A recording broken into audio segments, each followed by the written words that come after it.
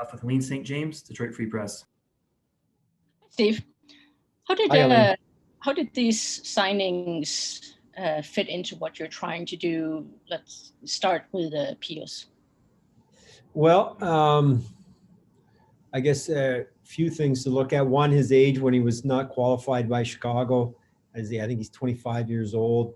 Fits into the same age group as pretty much all of our core. And as we try to move young players into our transition younger players onto the team, in a year, 2, 3 years from now, potentially, he's still, he fits in with the core group of our teams with Dylan and Tyler and Robbie Fabry, all these guys. So, and then the other obvious thing is he is a centerman, an offensive-minded playmaking centerman, which was a real need for our team. And do you feel, with him and Sam Gagne can play pretty much anywhere and on both special teams, and adding Nick Leddy on the back end, an offensive-minded defenseman, that you've taken steps towards improving this team's scoring power?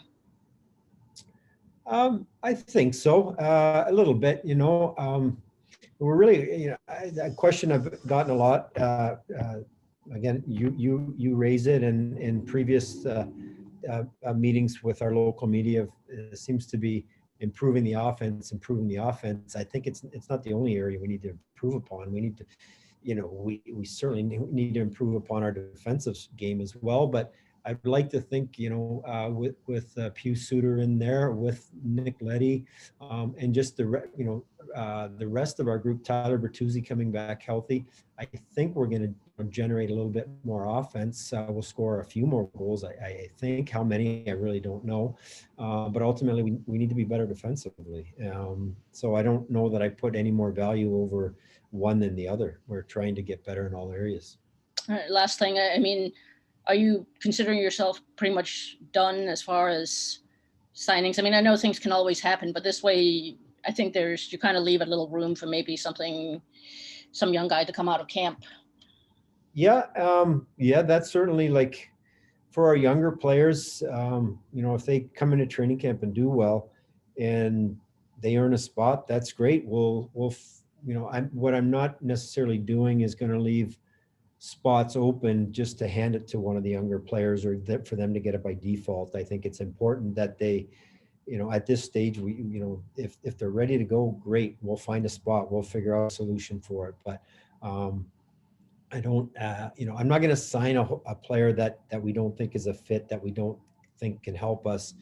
We'll wait for something better to come along, but we're still looking at a few things, not so much on the back end or in goal, but up front, looking at a few things to potentially add one more player, possibly two. But again, for our young guys that have a chance to crack the lineup, we would rather they simply are better than the players that we have.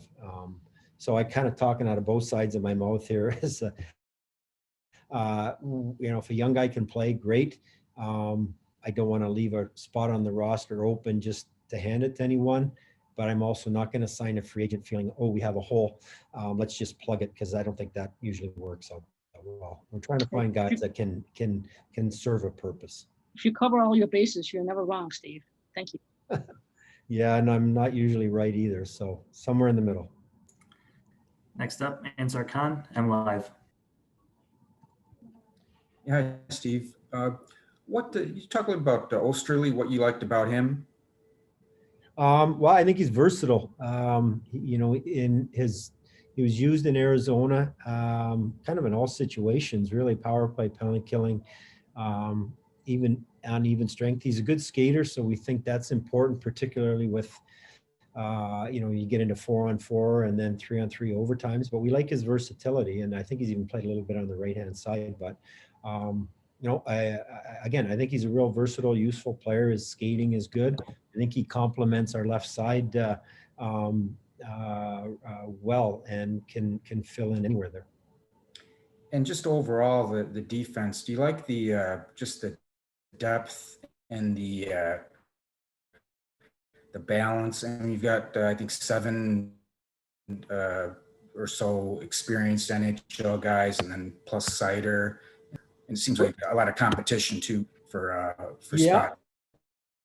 If everyone's healthy, you look at it, we have 8 defensemen, including Moritz Seider there. Like now, Moritz, if he's in the top 6, and he's earned that spot in the top 6, he'll play. I'm not sure if he's not in the top 6, how much we're going to want to sit him in the press box. So we'll worry about that when it comes. But we anticipate him making a really good push to play. But as far as the 8-4, I like having 4 rights, 4 lefts. The veterans we do, Philip Hronek's still a young D-man.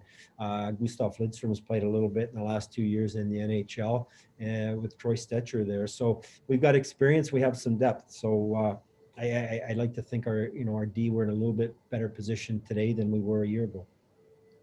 Thanks, Steve. Next up, Max Boltman with The Athletic. Hey, Steve, obviously Pius would have gone head to head with you guys quite a few times last year. Did that help kind of your familiarity with him? And what did you see when you watched him that really jumped as a fit other than, being a fairly young center? Yeah, well, again, we got to watch him firsthand 8 times. And he had some success against us. Having success against us doesn't necessarily, put it over the top. I think he filled the need for us. He is a skilled guy. He's got good hands. I think he's got good hockey sense. He has some versatility to him as well. So again, we had a big hole there in that in the center position for an offensive-minded playmaker. But certainly watching him 8 times last year live over a relatively short period of time gives you a good, you get a good feel for what their strengths are, what exactly they do well on the ice, and the type of player they are. So that made it more comfortable for us to reach out and sign him.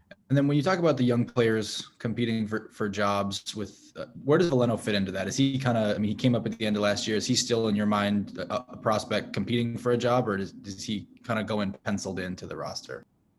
No, he's a young prospect competing for a job. Joe going over to Sweden last year, I think was great. He got to play a lot. And he's really, he's gotten really much stronger over the last 18 months. We got a little bit of a view of him at the end of the season here in Detroit. Whatever, he played 4 or 5 games, I think. And he looked pretty good. So I'm not going to sit here and say, hey, he's destined for Grand Rapids, but he's definitely not penciled into the roster. And he, without a doubt, will be a real interesting one to watch in preseason and to see if he can really, hold his own. I don't want him just to be on the roster.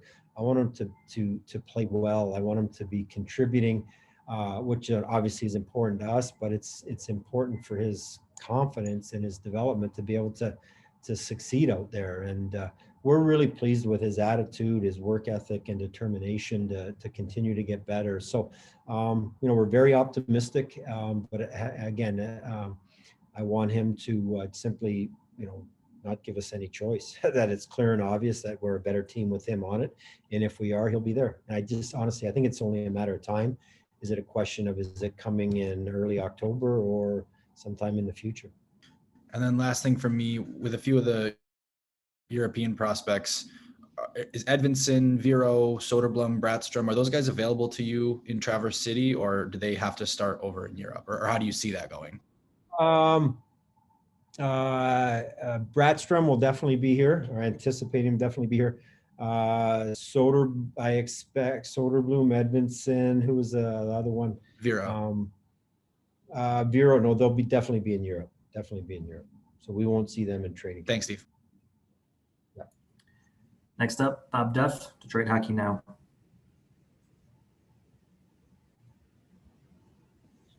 Things you just said about Veleno, I assume that's similar with Raymond. You want to see him playing in the NHL as a player, not just being in the NHL. Correct. Yeah, correct. Again, Lucas, we have very high hopes for him. I think he had a pretty good year in Sweden, missed a little time at the end. He had an issue with his elbow that he had to get taken care of.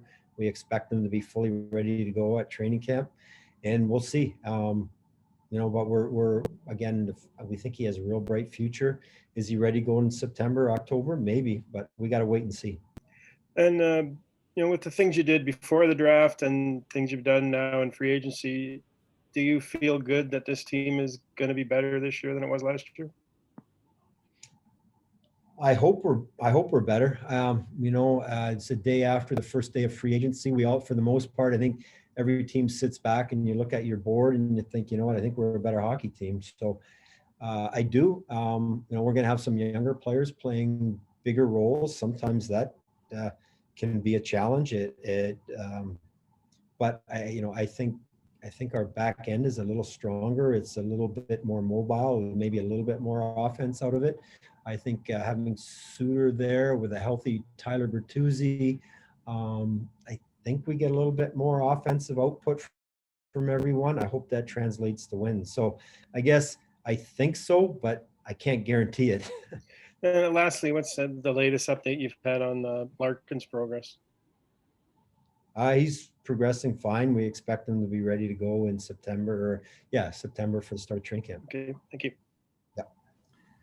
Next up, Ted Colfin, Detroit News. Hey, Steve. What in terms of Sam Gagne, what did you like about him last season that made him a guy that you really wanted him to return this time around? You know what? Sam's really he came into the NHL as a high draft pick who was a really offensive-minded player. And we re-signed him. He transitioned, remade himself into a really versatile player. He did a great job killing penalties last year, very responsible defensively. He does have that versatility that he can play on the power play, a lot of different spots on it. I think he's not going to hurt your right wing or left wing, or you could probably throw him in the middle too, because that's where he started. But what I do like is, generally he's a great pro. I think he's got a great attitude. He's comfortable in the role he has on the team as a veteran, setting a good example for the young guys. He's patient. He's been through it all. So he's got great experience that he can relay or pass on to the younger players. But again, he's a very versatile guy for us. And like I said, last year, he really transitioned in his game and remade himself and has become a valuable defensive forward who can play in a lot of different spots for us. Steve, one more. What did you think of the market on the whole yesterday? Was it a lot more active and just more term and dollars? Certainly a wild week in the NHL between trades and then yesterday players moving teams. Going into maybe 2 weeks ago, a week ago, I wasn't really sure like that. Last year I think was kind of a little bit of a depressed market for a lot of reasons, and mostly due to the pandemic and lower revenues probably for everyone expected. Wasn't really sure what it was going to be. It's probably a little bit more active, a little bit more movement maybe than really I kind of anticipated initially. So I thought it was entertaining. There was things happening the last week, trades going on. And so for Seattle coming in obviously throws a kink into a normal off season for everybody else and forces you to do things for different reasons. And it creates, 23, 24 more jobs in the NHL too, which there's, finding players to make a difference is getting harder and harder with each team that we add. And so anyway, all that adds up to, we're kind of returning to somewhat business as usual. You're adding another team. So everybody was getting a little bit more aggressive. Thanks for this, Steve. Next up, Art Regner, DetroitRedWings.com. Hi, Steve. Art, how are you? I'm doing well, thank you. I wanted to ask you, kind of follow up what Ted said. Were you kind of glad when you saw what was happening in the goaltending market yesterday that, hey, thank heaven I got that all kind of cleared up. I took care of that, because it seemed like a lot of teams were making it up as they went along because guys seemed to be shifting so quickly. Well, it's really hard, Art, to plan for free agency because you just don't know. You have this list of guys. You really have no idea if you're getting them. And when you don't get the first guy, it's a juggling act, and guys are going, even for like fourth liners, the guys you really like, they're gone early. So it's hard to plan for free agency. And again, going into it where we are right now, as an organization, you kind of, it's hard to get the top free agents.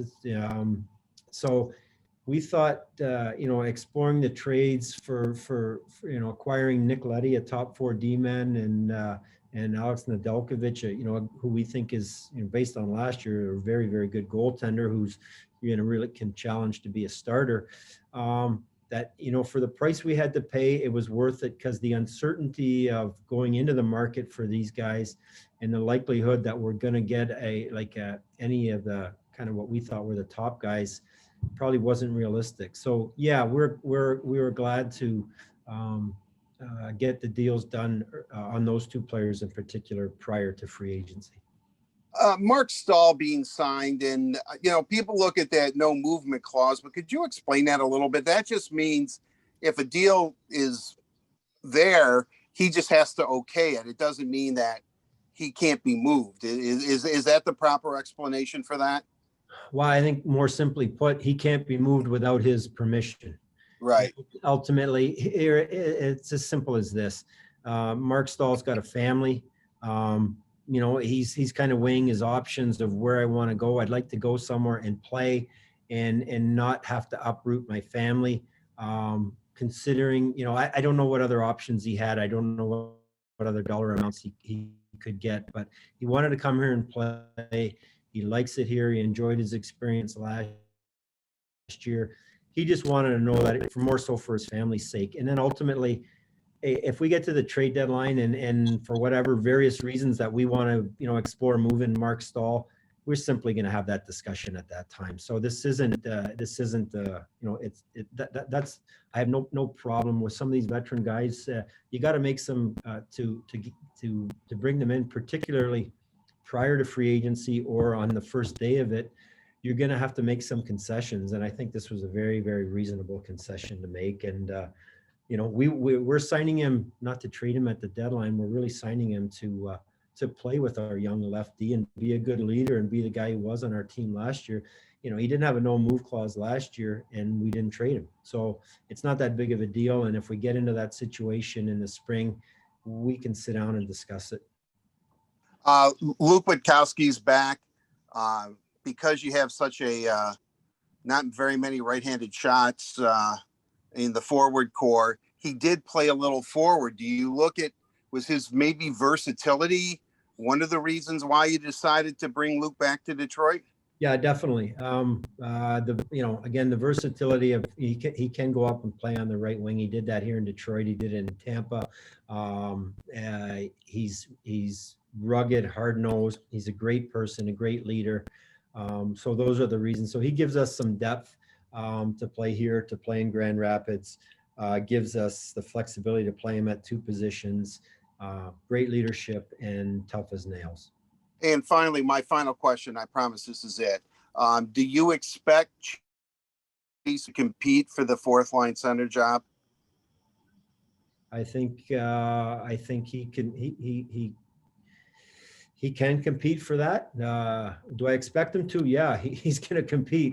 You know, he did really well in GR this year. I think he made a significant step. Yeah, he doesn't need waivers again. So if he's the right fit for that, he's the best man for the job.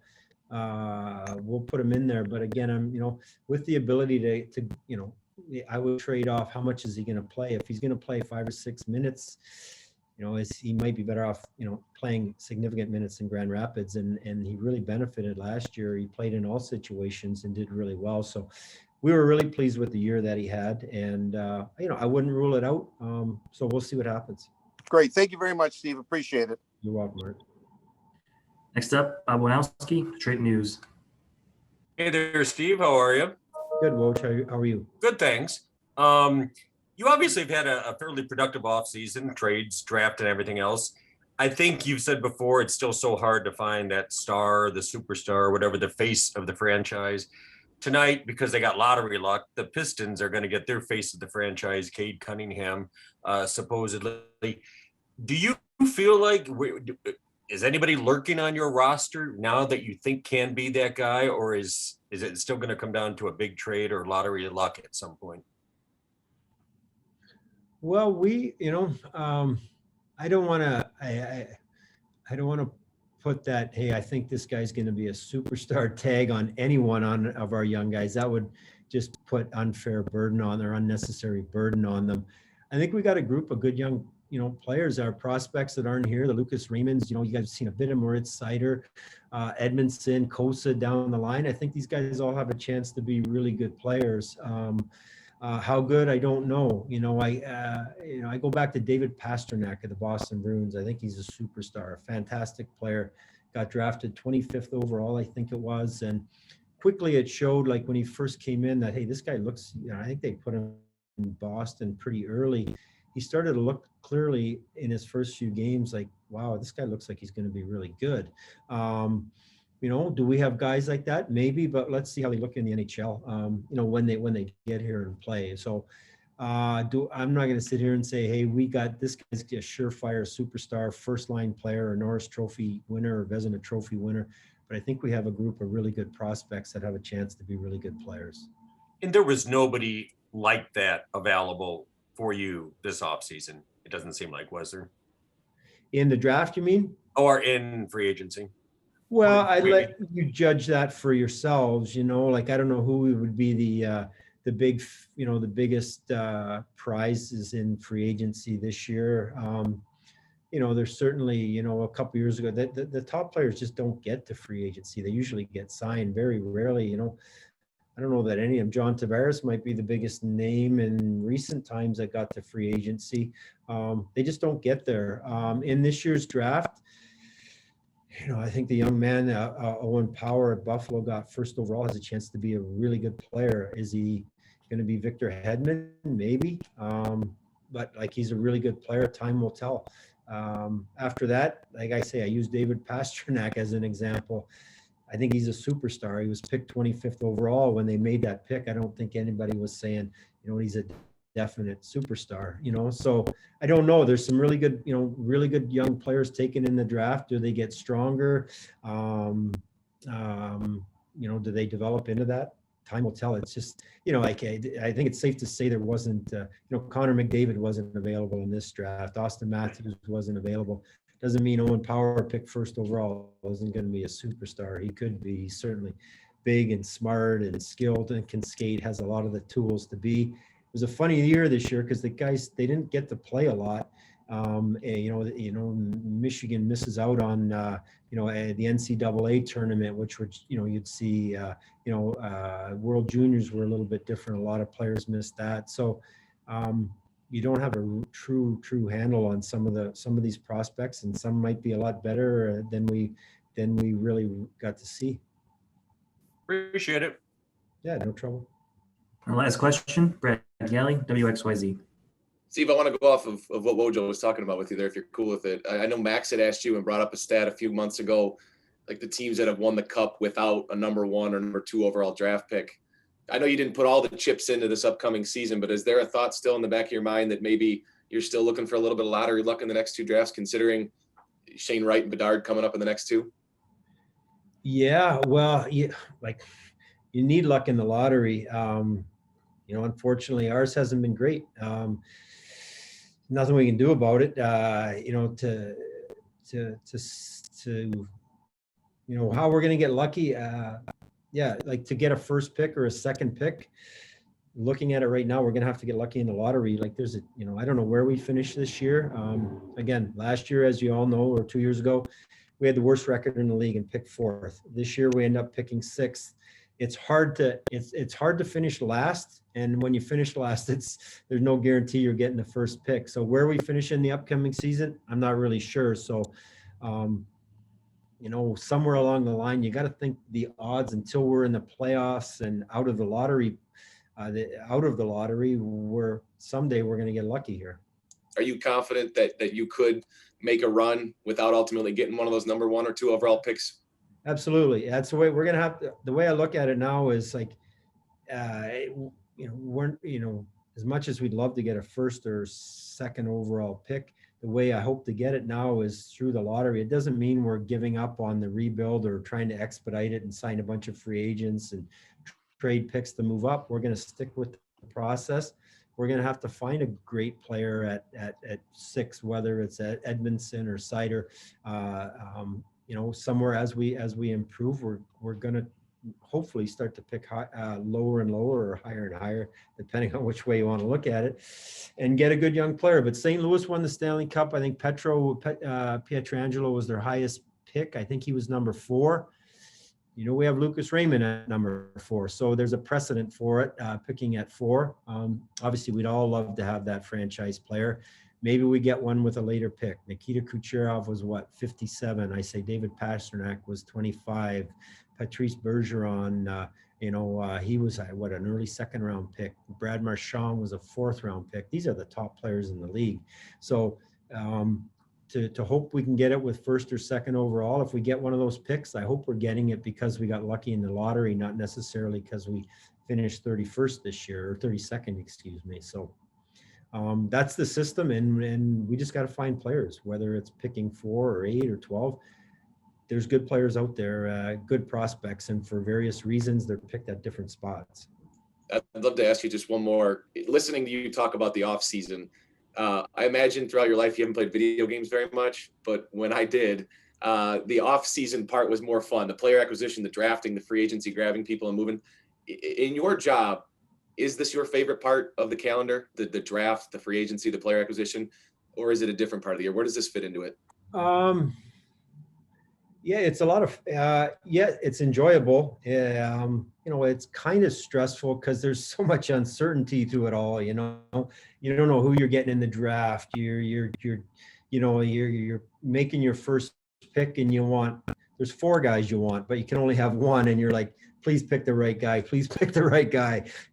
Free agency, you don't know who you're getting. You're trying to negotiate with your own free agents. You don't know if they're staying or going. So there's a lot of uncertainty to it, and you got to sit back and just take a deep breath and say, okay, this is what I signed up for. Let's focus on, the draft and prioritize, and you get through with it. And we came into it's amazing. Like these last 2-3 weeks have been really, really busy. And today we kind of come in this morning and we're sitting here, and it's relatively quiet. There's still a lot of things to be done, but you get through that first day of free agency, and then things kind of settle down a little bit. So is it fun? Yeah. It's an incredible challenge, but I don't know that anybody really, we all like some form of certainty, and this is the biggest period of uncertainty for us all. Thanks for the time, Steve. Looks like that's all the questions we have for Steve. Thanks everyone for joining us today. Steve, thanks for your time. My pleasure. Thank you all. Thanks, Steve. Hey guys. Thank